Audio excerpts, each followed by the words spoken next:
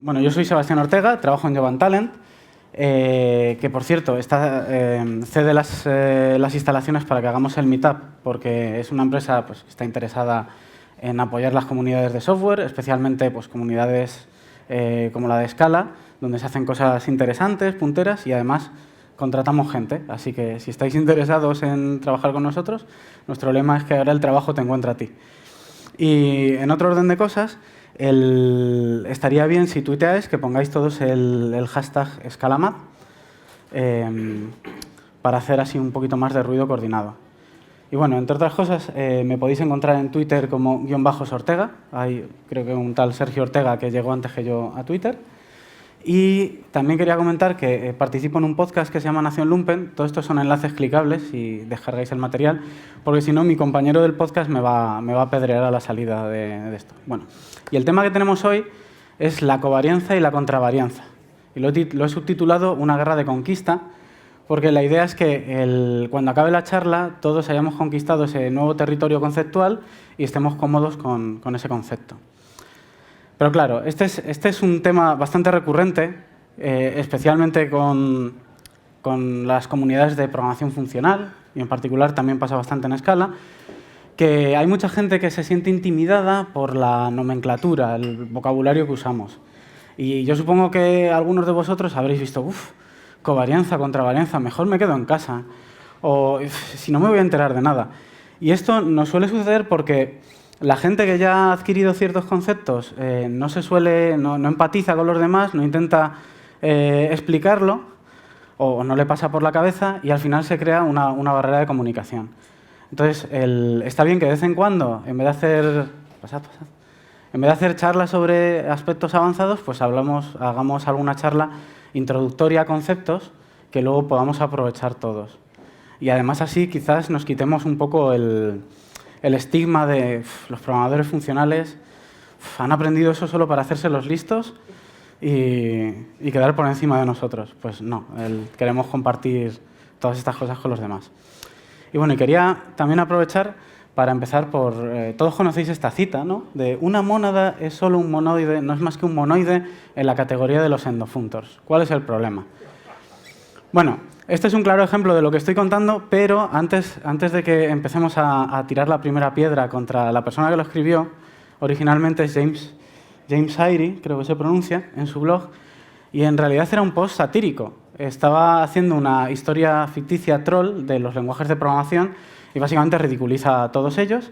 Y, pues, por ejemplo, de Java dice que es un lenguaje con tal y tal cosa, que ya ha salido en todos los párrafos anteriores.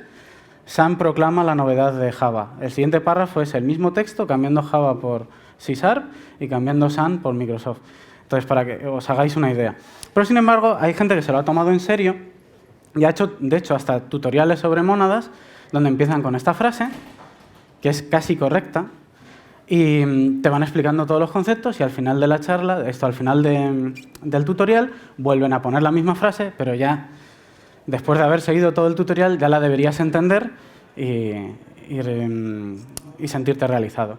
En nuestro caso, la frase que voy a poner es más o menos un rewording de la frase que os habréis encontrado en la Wikipedia cuando hayáis buscado covarianza para ver si os interesaba la charla o no, y que básicamente dice algo así como: si hacemos nuestros constructores de tipos covariantes o contravariantes en lugar de invariantes, más programas serán aceptados como bien tipados. Entonces, ahora mismo no espero que nadie entienda esto, es igual de incomprensible que la frase anterior sin conocimiento previo, pero mi intención es que al final de la charla, pues digamos, claro, obviamente. Y bueno, para que esto no sea muy alienígena, quiero empezar por un territorio conocido en el que todos nos sintamos cómodos. Entonces, ¿quién conoce los principios SOLID? Todo el mundo, ¿no? Vale, estos principios son bastante comunes, hay muchas charlas sobre ellos, pero en concreto hay uno de ellos, que es el principio de sustitución de Liskov, por el que la gente suele pasar más de puntillas y que es importante para comprender el tema que tenemos hoy. ¿Vale? Este principio viene de Barbara Liskov, la única premio Turing mujer. Yo pensaba que cuando miré la lista de premio Turing para preparar la charla, pensé que a Grace Hopper también se lo habían dado, pero nunca se lo llegaron a dar. a pesar de que COBOL fue un avance inmenso en su momento. Pero bueno, y esta mujer, que por cierto sigue viva, y esto de aquí es un meme que yo tengo en el Slack listo para mandárselo a mis compañeros de trabajo y trolearles, básicamente definió qué es lo que se tiene que cumplir para que un tipo sea un subtipo de otro, es decir, para que una clase sea una subclase de otra. Y básicamente esto lo introdujo en una keynote en el año 87 y luego lo formalizó en un paper en el año 94 con este texto, que más o menos se puede leer como el texto que he puesto en el meme, que básicamente que un objeto pertenece, una clase es un subtipo de otra clase, si en el código que utiliza la clase base podemos pasarle una instancia de la clase hija y no se rompe nada y funciona. Es decir, que allá donde haya instancias de la clase base podamos poner instancias de la clase hija. Esto suena un poco antiintuitivo, de hecho, más o menos la mitad de la gente que escucha esto por primera vez dice, ¿pero no es al revés? Pues no, es de esta forma. Y vamos a ir poco a poco viendo por qué. Y la mejor forma de comprender estas cosas es dejarnos de abstracciones y utilizar el código para guiarnos. Es decir, nos vamos al extremo contrario. Vale. El ejemplo estándar para demostrar el principio de sustitución de Liskov es el ejemplo que el propio Uncle Bob utilizó en su artículo original, donde introducía los principios SOLID, y consiste en lo siguiente: tener una clase rectángulo, que la tengo por aquí, que tiene ancho y alto, y tenemos getters y setters del ancho y del alto. Tengo que decir en mi defensa que tuve que mirar cómo se hacían los setters en escala, porque yo normalmente no gasto de eso, hago un estilo bastante más funcional, pero sigamos con el ejemplo clásico. Vale, tenemos getters, setters y tenemos un toString que nos dice sus dimensiones. ¿Vale? Entonces vamos a importar este paquete, Calc rectangles, y vamos a empezar a jugar. Vamos a crearnos un rectángulo, R1, new rectangle, pues por ejemplo de 3×4, ¿vale? ¿Se ve bien desde atrás? ¿Sí? ¿Vale? Y tiene esas dimensiones. Vamos a crear otro rectángulo, R2, rectangle, y lo vamos a hacer de 1×1, por ejemplo. Ya tenemos dos rectángulos. Y vamos a tener escrita lógica para nuestra aplicación, que es geometry utils. Y tenemos dos funciones. Una, que dada una secuencia de rectángulos nos calcula el área total, que simplemente hace mapping multiplicando el ancho por el alto y lo suma. Y otra, que nos va a servir para escalar una de estas formas para multiplicar por un factor que nosotros queramos su superficie. Entonces, si queremos tener un rectángulo el doble de grande que el original, lo que hay que hacer es multiplicar tanto su alto como su ancho por la raíz cuadrada de 2. Bueno, pues vamos a probar este código. Sumaria, R1, R2. Tenemos que importarlo. Utils. Perfecto. Y funciona. Vamos a probar el scale by. Bueno, vamos a calcular el área de R1 por separado. Y ahora vamos a multiplicarlo, por ejemplo, por 2. Vale. Y vemos que ahora ha cambiado sus dimensiones y el área es 24, donde antes era 12. Vale, hasta aquí todo bien. No está pasando nada extraño. Y ahora, una vez que ya hemos escrito todo este código, queremos introducir una clase derivada. En concreto, la clase cuadrado. La clase cuadrado simplemente en su constructor llama al constructor de la clase base y establece el lado tanto como ancho como alto. Pero claro, si esto es un cuadrado, nosotros en los setters vamos a tener que utilizar el mismo ancho que alto. Tenemos que mantenerla invariante, si no dejaría de ser un cuadrado. Y para ello tenemos este side.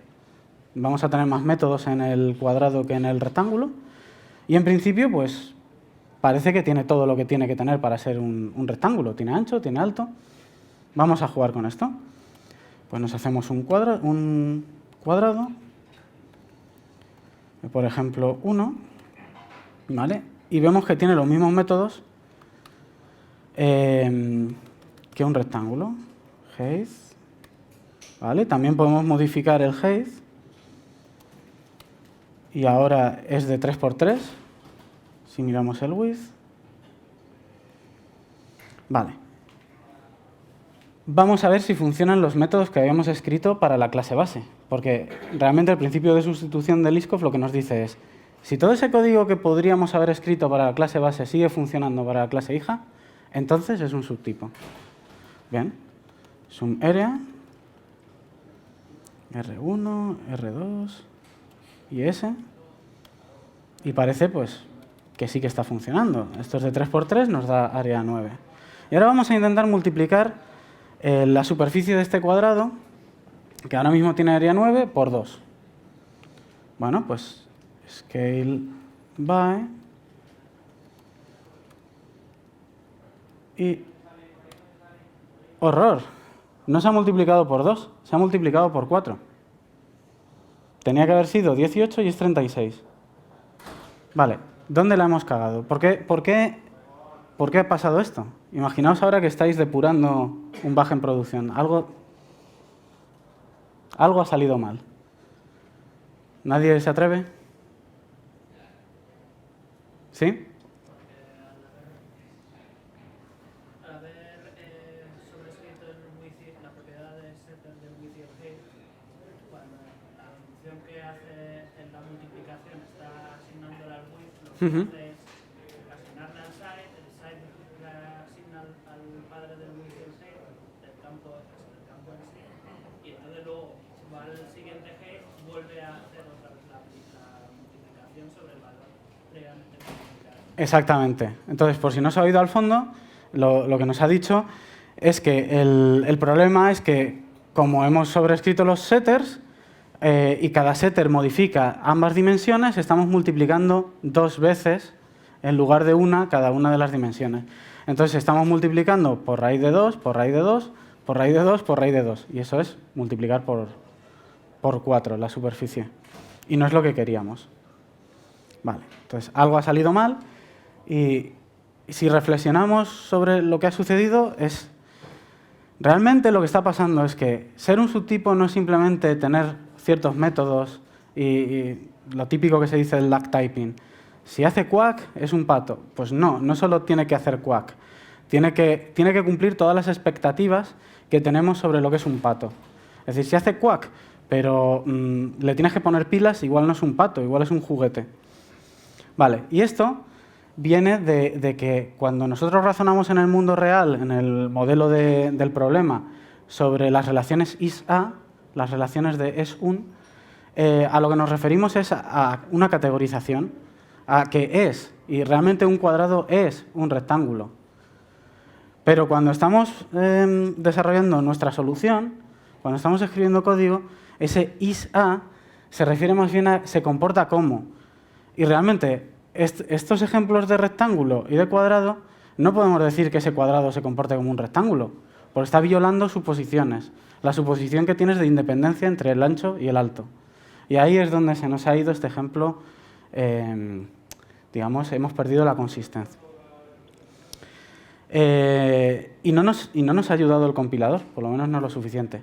A mí me gusta siempre recordar esta cita del manual de usuario de Rust, que errar es humano, pero los compiladores nunca se olvidan de lo que ellos comprueban. Y no lo comprueban todo. Vamos a jugar un poquito más, vamos a intentar darle otra vuelta de tuerca, y con esta idea del principio de sustitución de Liskov, ahora lo que yo os quiero preguntar es esto. Imaginaos que tenemos una jerarquía de tipos con comida vegetariana y comida vegana. Cada una es subtipo del tipo anterior. ¿Es un array de comida vegetariana un subtipo de un array de comida en general? Venga, encuesta mano alzada. ¿Quién cree que sí? Como la tercera parte, ¿vale? Bueno, pues no, vamos a comprobarlo. Solo hay 2 opciones, ¿sí o no? Sí, ciertamente. Bueno, pues... ¿El código es vida real?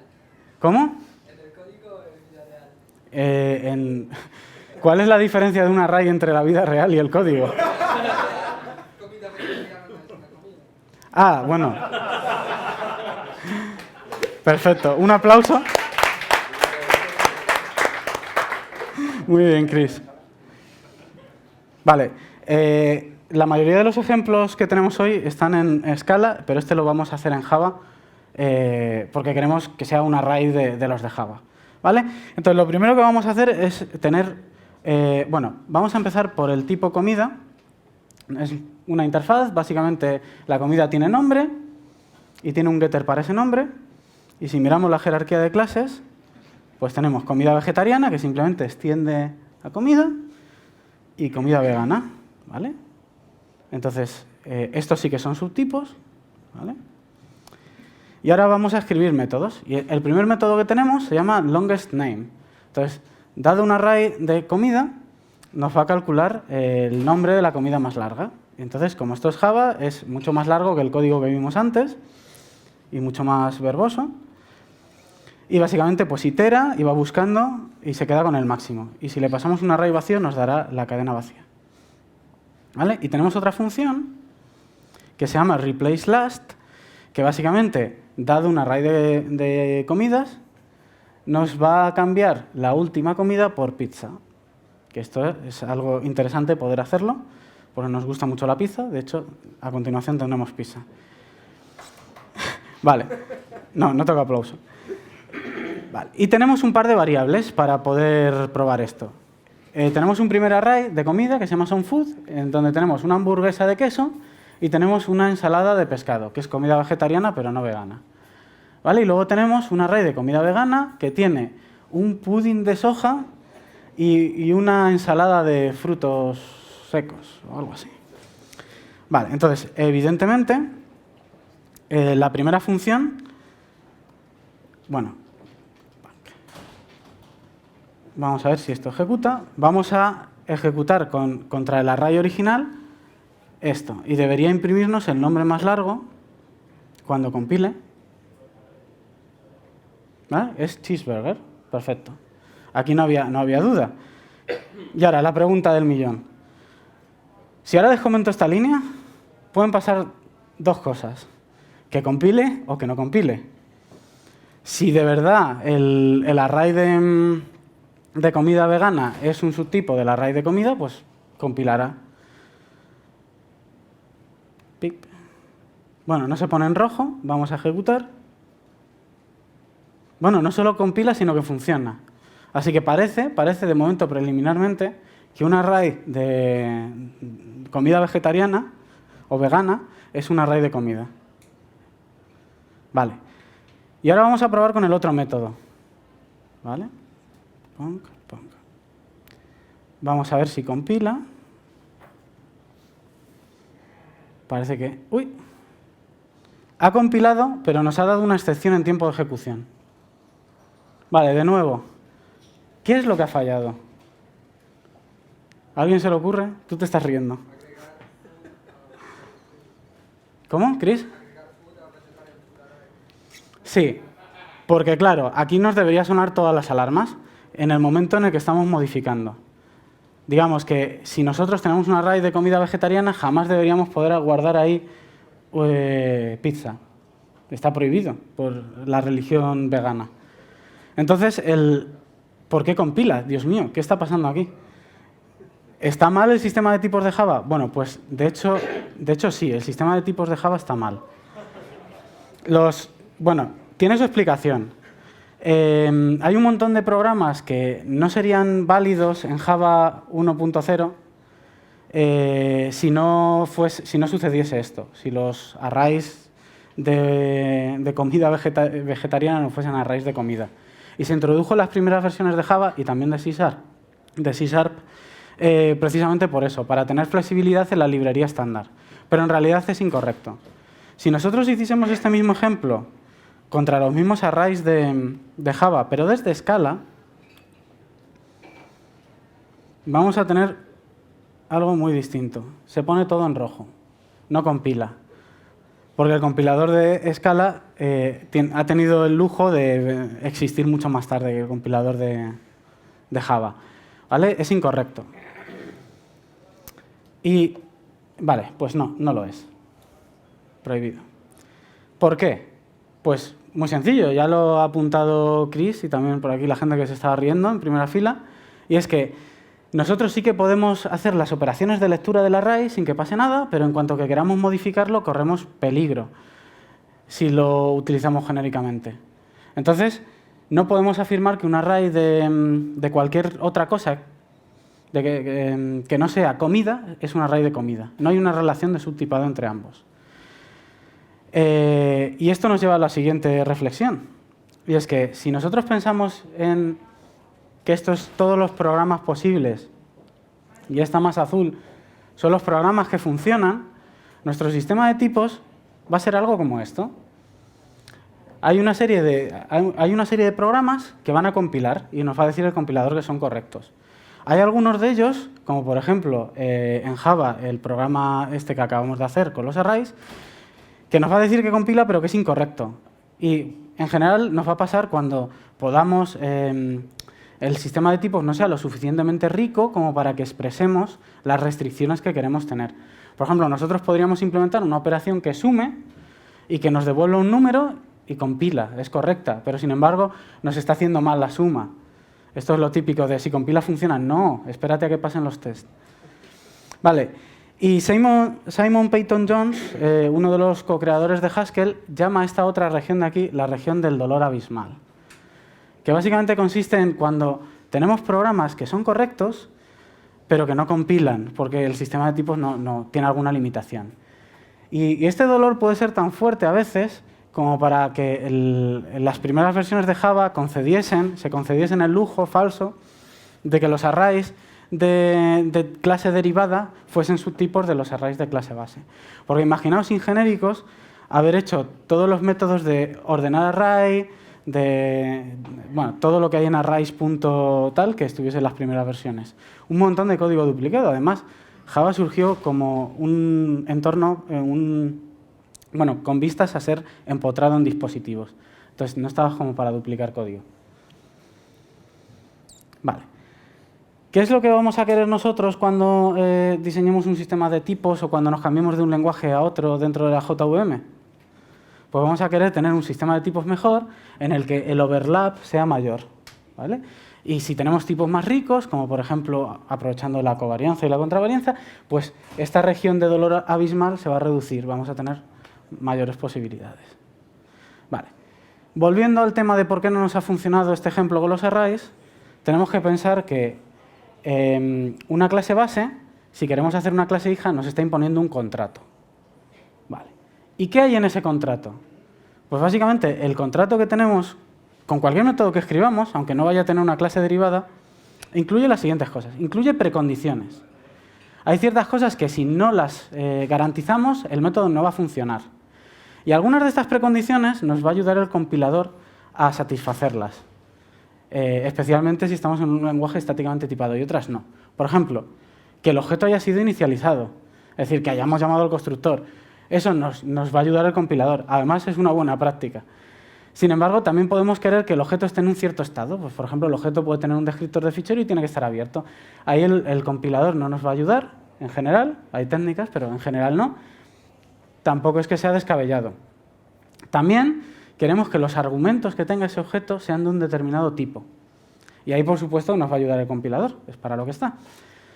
Y también podemos querer que tengan ciertas propiedades, que cumplan ciertas propiedades. Por ejemplo, si tenemos la función raíz cuadrada, necesita un número que sea positivo. No hay raíz cuadrada del número negativo. Entonces, si nuestro sistema de tipos no hila tan fino como para poder pedir un entero no negativo, un flotante no negativo, pues no nos lo va a comprobar. Y luego también, en el peor de los casos, y habrá gente llevándose las manos a la cabeza por ahí, por el fondo, es que podemos necesitar que cierto estado global exista y esté en cierto modo. Y esto es la locura, esto es totalmente desaconsejado. Ni nos ayuda el sistema de tipos, ni nos ayuda nuestra capacidad de razonar limitada. Vale. Y una vez que hemos cumplido estas precondiciones e hemos invocado el método, tenemos una serie de postcondiciones, que básicamente es lo que el método nos ofrece, lo que trabaja para nosotros.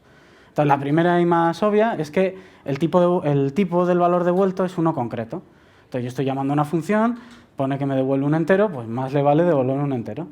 Es compiler friendly y además es perfectamente razonable. Igual que antes, nosotros podemos querer especificar propiedades adicionales que no capture el sistema de tipos. Por ejemplo, si tenemos la función valor absoluto, el valor que nos va a devolver es siempre positivo. Igual que antes, no lo podemos expresar en ciertos lenguajes y en otros sí lo podemos expresar. O, por ejemplo, que una lista no sea vacía. Si estamos usando escala Z, además de escala, tienen una lista que se llama non-empty list. Pues eso te garantiza que no esté vacío. Ahí el sistema de tipos pues, barre hasta el rincón, donde si usas solo escala no puedes llegar tan lejos. También puede sucederte que el objeto al que pertenece el método adquiera cierto estado. Ejemplo, un setter. El setter no me devuelve nada, pero cambia el estado del objeto. O, por ejemplo, finalizar una transacción, algo de ese estilo. Igual que antes, también puede garantizarnos ese método que se ha hecho un cambio en el estado global de toda la aplicación. Igual que antes, es un locurón. Vale, y desde este punto de vista, lo que tenemos es que cada método es como una especie de regla lógica. Dadas unas precondiciones, llegamos a unas postcondiciones. Y de hecho, esta idea es bastante antigua. Está aquí la cara de Philip Walder y es clicable. Y os llevará a una bonita presentación donde habla de la relación que hay entre las funciones como reglas lógicas, como si estuviésemos haciendo una demostración matemática, y la equivalencia que hay entre un programa y una prueba matemática. Y está muy bien para darse cuenta de que distintos tipos de lógica te llevan a distintos sistemas de tipos. Y bueno, y en el minuto 30 y pico, además, se arranca la camiseta y aparece una lambda y va vestido de Superman. Es todo un espectáculo. Yo os lo recomiendo encarecidamente. Pero bueno, desde el punto de vista de una clase base y una clase derivada, lo que tenemos es que tenemos que respetar este contrato. ¿Y qué significa respetar este contrato? Significa que las poscondiciones las tenemos que mantener, pero las podemos hacer más fuertes. Por ejemplo, si tenemos una función que nos devuelve un número, podemos devolver un número, la interfaz number. Podemos devolver siempre un entero en la clase derivada. Estamos restringiéndolo más. O si nos devolvía un número en la clase base, podemos hacer que devuelva un número par. ¿Vale? Podemos restringir más lo que nos devuelva. O si nos produce un efecto, nos puede producir ese efecto y algún otro más. Lo que no puede es perder propiedades. Si, por ejemplo, el setter de rectángulo nos garantiza que se ha cambiado del ancho del rectángulo, se ha cambiado el ancho del rectángulo y nos garantiza que no se ha cambiado el alto del rectángulo, no podemos cargarnos esa propiedad. Eso es lo que nos pasó antes. Nos estaba mordiendo la poscondición del setter. De forma simétrica, podemos relajar las precondiciones. En la clase base nos pide que el parámetro que le estamos pasando como argumento sea un entero. Bueno, pues nosotros en la clase hija podríamos aceptar cualquier número o cualquier objeto o cualquier cosa. ¿Que nos obligaba a pasar un objeto inicializado en la clase base? En la clase hija podemos aceptar un objeto que no esté inicializado e inicializarlo nosotros. ¿Por qué? Porque lo importante es que el código antiguo no se rompa. Y si nosotros relajamos las precondiciones, no lo estamos rompiendo. Si endurecemos las postcondiciones, tampoco. ¿Vale? Entonces, gráficamente, lo que estamos diciendo es que si este método que está en una clase base queremos modificarlo en la clase derivada, podemos usar un subtipo en el valor devuelto. Es decir, aquí teníamos, por ejemplo, usuario, y aquí devolvemos un usuario administrador, siempre, en esta clase derivada. Y aquí es la parte que es menos intuitiva, lo contrario. Podemos relajar la precondición. ¿Vale? Aparte de esto, no nos tenemos que olvidar de las otras suposiciones que tengamos sobre la clase base. Vale, pues vamos a ver esto con código. Vale, y para esto tenemos ahora ya, sí, en escala, tenemos otra vez la comida, pero esta vez es mucho más breve. En vez de 3 ficheros tenemos solo uno. Tenemos relaciones entre ellos y tenemos algunos case objects preparados. Pues tenemos de nuevo la hamburguesa de queso, una deliciosa ensalada con queso de cabra, que por lo tanto ya no es vegana. Y tenemos otra vez el batido de soja, que la verdad me he inventado el plato y no sé si existe. Vale, y vamos a empezar por restaurante. Tenemos aquí un tipo genérico, también conocido como constructor de tipos. Y el parámetro t nos aparece en el valor devuelto. Entonces, si pensamos en el contrato que tiene la clase base, pues básicamente deberíamos poder usar una clase derivada en t y debería ser un subtipo. Vale, pues vamos a ver qué tenemos. Producer, podemos considerar que si le ponemos en el parámetro de tipo comida, es un restaurante. Entonces tenemos el McBurger, en concreto la franquicia 23.455, comida de autor. Tenemos también un buffet de ensaladas, que nos produce siempre, tiene un menú reducido, así que supongo que harán esta ensalada perfectamente.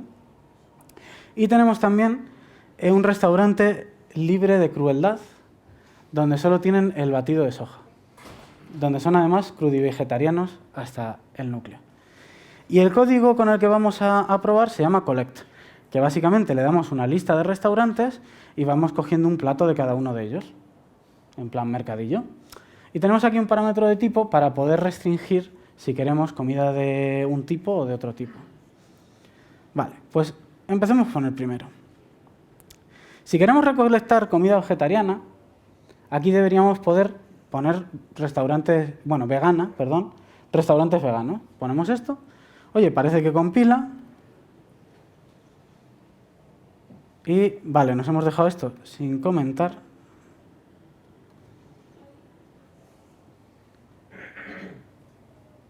Y nos lo ha encontrado. Ha recopilado 2 deliciosos batidos de soja. Vale, predicción. ¿Qué nos va a pasar con el siguiente? Que básicamente queremos comida vegetariana y tenemos puesto comida vegana y tenemos el sitio de comida vegetariana. Nosotros sabemos que cumple el contrato, por lo menos hemos comprobado lo que podíamos comprobar. Hagan sus apuestas. ¿Quién cree que esto compila? A ver. ¿Quién cree que no? Y el resto abstenciones. Vale. Pues premio para los caballeros que han decidido que esto no compila. Debería ser un subtipo, pero no compila. De hecho, si lo ejecutamos, el compilador, que nunca se equivoca, bueno, excepto en Java, nos va a dar una traza de error un poco asustante y, de hecho, nos está diciendo, oye, deberías probar algo relacionado con la covarianza y la contravarianza. El otro ejemplo, por supuesto, también va a fallar, ¿vale? Entonces, ¿qué está pasando aquí? Vamos otra vez a la pizarra. Vamos a ver qué está pasando. Vale, estos son los tipos de los que partíamos. Y vamos a poner flechitas para comprender lo que está pasando, para ver la herencia. Entonces, la comida vegetariana es un subtipo de la comida. Bien. La comida vegana también. Y luego se da una cosa curiosa y es que los subtipos de mis subtipos son mis subtipos. Es decir, es transitivo. Y bueno, y también si nos ponemos tontos, pues la comida es comida, un plato es un plato y un vaso es un vaso. Bien. Perfecto, tenemos esto. Y nosotros lo que estamos diciendo es que si tenemos un restaurante de comida, un restaurante de comida vegetariana y un restaurante de comida vegana, pues oye, lo que nos gustaría es que tuviese la misma estructura, ¿no? Bueno, pues esto, amigos míos, tiene nombre asustante. A esto se le llama una categoría. Y no es ni más ni menos que una categoría es todos los sitios donde os encontréis cajitas a las que las vamos a llamar objects para confundir a la gente que haga solo programación imperativa. Y flechitas que las vamos a llamar morfismos, que es una palabra súper elegante. ¿Vale? Y esto es otra categoría. Y cuando tenemos un constructor de tipos, un tipo que nos convierte una categoría en otra categoría y se mantienen las flechas, esto también tiene nombre. Esto es un functor covariante. ¡Hala! Ya sabéis lo que es la covarianza. Pero, ¿lo sabe el compilador de Scala? No, no lo sabe. Esto no compila porque se lo tenemos que decir. Y es muy fácil decírselo. Lo único que tenemos que hacer es poner aquí un más. Y de repente se ha quitado todo lo rojo. Y compila y ejecuta. Entonces, básicamente, cuando nosotros... Bueno, si el compilador podría comprobar los tipos devueltos y automáticamente decidir que es covariante, pero eso sería peligroso porque imaginaos qué hubiese pasado si no hubiésemos comprobado lo del ancho y el alto con los rectángulos. Hace falta un poco de inteligencia humana para la parte del contrato que no comprueba el compilador. Aquí lo hemos comprobado nosotros y simplemente con afirmar eso ya funciona. Y diréis, ¿no será que ahora funcionan todas las combinaciones? Bueno, pues vamos a hacer una cosa y es intentar poner aquí un MacBurger. Y esto no compila, ¿vale? Entonces, solo las relaciones que hemos pintado en el diagrama funcionan. ¿Vale? Pues voy a deshacer esto, que si no, no me va a dejar ejecutar el resto de ejemplos. Vale. Hemos hecho un tipo que es covariante y tenía un valor devuelto de tipo t, que lo hemos cambiado. Vamos a ver qué es lo contrario de un restaurante. Pues un cliente del restaurante. Dining guest. Uy, ¿qué es esto? Diner guest. Perfecto. Vale, pues tenemos el tipo consumidor. Si os fijáis es casi igual que lo anterior, pero el tipo ahora está aquí, el tipo T, y lo que devuelve es unit. Y tenemos a varios consumidores. Tenemos a Homer Simpson, que es omnívoro, es capaz de consumir cualquier cosa, de beber albóndigas, increíble, ¿vale? Y nos va a coger cualquier tipo de comida. Aunque no le guste la comida vegetariana, también es capaz de comérsela. Luego tenemos a Gandhi, un famoso vegetariano, que es capaz de disfrutar una comida sin comer carne. Y, contra toda lógica, Mike Tyson es un famoso vegano. Lo último que comió de carne parece ser que fue oreja. ¿Vale? Y ahora tenemos otra función que se llama fed with, que básicamente le damos comida de algún tipo, una serie de consumidores, e intenta darle la misma comida a todos ellos. ¿Vale? Entonces, igual que antes, esta vez podemos ir un poco más rápido porque os vais a imaginar lo que pasa. Vale, cuando tenemos una hamburguesa y se la damos a Homer Simpson, éxito. Si tenemos... Voy a poner esto en varias líneas. Si tenemos los frutos del bosque y se los damos a Homer Simpson y a Gandhi, esto no compila, pero el IntelliJ todavía no está listo, así que vamos a intentar... Vamos a intentar ejecutar... Joder. Vamos a intentar ejecutarlo para que... ¿Ves? No compila. Y el último ejemplo tampoco compila. Vale, volvamos a la pizarra. Volvemos a partir de la misma categoría de origen, que es la categoría de los tipos y las relaciones de subtipado. Consumidor de comida. Vale, tenemos la relación que un consumidor de comida es un consumidor de comida, tautología. ¿Vale? Y ahora lo que nos va a cambiar es esta flecha. Esta flecha que va en la dirección contraria. ¿Vale? Al igual que las otras flechas. Porque, claro, si yo tengo para comer comida vegana, pues pueden comer todos ellos. Pero si yo tengo tengo una hamburguesa, solo puede consumir este de aquí. Es decir, las relaciones son las inversas. Y bueno, digamos que esto de aquí es la categoría dual. En teoría de categorías, cada vez que cogemos y simplemente le damos la vuelta a las flechas, se le dice que es el dual. Y en vez de decir covarianza, decimos contravarianza. Y en vez de decir functor, decimos cofunctor. Y es un patrón muy típico. Algún día hablaremos de comónadas, que también existen. Y donde antes poníamos más, ahora ponemos menos. Y esto ya compila y ejecuta. Y vamos a poder ver a la gente. Tenemos aquí, oh mira, el batido de soja, mucho mejor que una oreja. Perfecto. Vale. ¿Qué es lo que nos había pasado al principio con los arrays? Pues básicamente como un array pues, es un array, pero no podemos hacer estas asociaciones, porque cuando yo quiera escribir en el array, pues me estoy cargando la relación de subtipado, rompiendo el contrato. Pues en este caso, esto no es ni functor ni cofunctor. Esto lo que es simplemente invariante. Es un constructor de tipos invariante. Es decir, aburrido. No nos da gran cosa. Y ahora ya podemos volver a poner la diapositiva del principio y decir, bueno, haciendo nuestros constructores de tipos covariantes o contravariantes, hay más programas que son válidos, que deberían haber funcionado desde el principio, que pasan a compilar y comprobarlo el compilador por nosotros, lo cual está bastante bien. Y podemos decir que nuestra conquista ha finalizado. Acabamos de conquistar las provincias de los functors covariantes y contravariantes. Vale. Y algunos estaréis pensando, bien, muy bonito, pero ¿dónde me encuentro yo esto en la vida real? Pues por todas partes.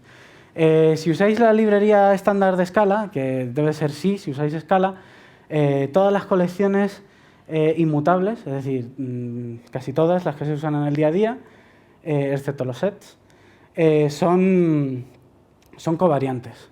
Es decir, si yo tengo una lista de comida, pues una lista de comida vegetariana efectivamente es subtipo. No nos pasa lo que nos pasaba con los arrays de Java. Y luego, pues por ejemplo, todas las lambdas en Scala son covariantes y contravariantes. Son covariantes en el tipo devuelto y son contravariantes en el tipo que toman. Entonces, si en algún momento os piden un handler que tenga que tomar pues, un mouse click event, podéis usar un handler que se coma cualquier evento, porque va a ser subtipo. Entonces podéis tener en vuestra librería de handlers uno que simplemente loguee las cosas y te vale para todos los eventos. Y además sabes que va a funcionar y el compilador lo comprueba. Y además puedes decir, bueno, pues hoy he programado algo contravariante. Las funciones parciales les pasa lo mismo, por la misma razón. El orden parcial y luego cosas más avanzadas. Los generadores de ScalaCheck, que la última charla fue sobre ScalaCheck, también son covariantes, ¿vale? Te lo encuentras, sobre todo la covarianza te la encuentras en un montón de sitios. La contravarianza un poco menos, porque igual la gente no se ha dado cuenta y no ha puesto el menos. Y dices, Dios mío, esto funcionaría si hubiesen puesto el menos, el que hizo la librería. Y bueno, y hasta aquí hemos llegado. Entonces, si alguien tiene preguntas, es el momento. Además, creo que hay gente con ganas, porque normalmente hago yo preguntas putas en el meetup. Y... ¿Nadie? Yo tengo una, si no hay nada. Pues...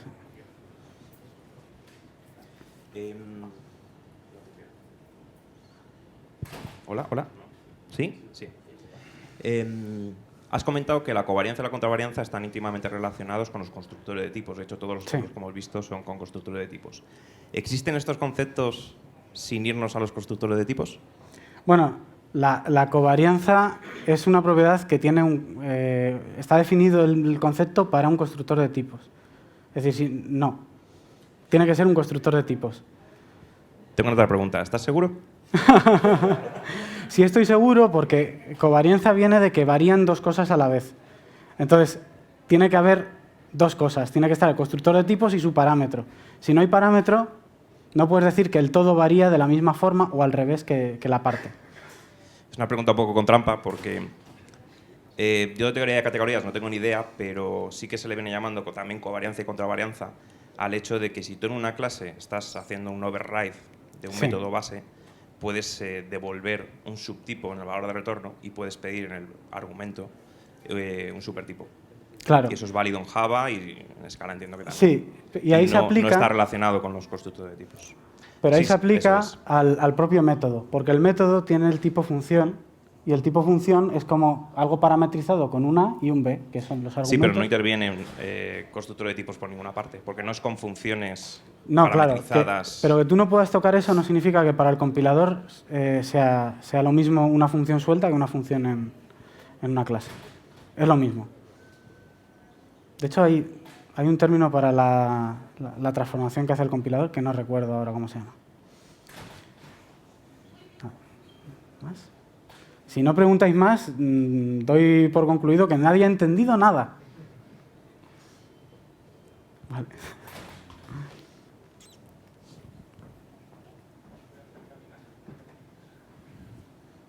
Mi pregunta iba en relación a las type classes. Sí. En el caso de que tengamos una jerarquía en que uno de esos tipos es una instancia de una type class, ¿tengo que tener alguna precaución a la hora de usar la contravarianza o la varianza? Bueno, En general. a ver, aquí lo que tendrías que pensar es si la propia type class es covariante o contravariante. Pero normalmente esas cosas se pegan con la contravarianza y con la covarianza porque en las type classes es un concepto que viene de Haskell. En Haskell no hay relaciones de subtipado. Tienes tipos paramétricos, pero no hay relación de subtipado. Entonces, muchas de esas construcciones están pensadas para que sean invariantes. De hecho, da mucha guerra cuando utilizas las type classes con el tipo option, por ejemplo, porque si tú escribes none no es de tipo option de nothing. No, es de un tipo más concreto, es del tipo none. De hecho, si volvemos aquí al terminal y esto funcionase, none es del non-type. Entonces, es un tipo más concreto que el option y normalmente te empiezan a fallar cosas porque ya no detecta que la type class está definida para el option y no para esto. Entonces dices, si fuese covariante funcionaría, sí, pero igual te cargas otras cosas.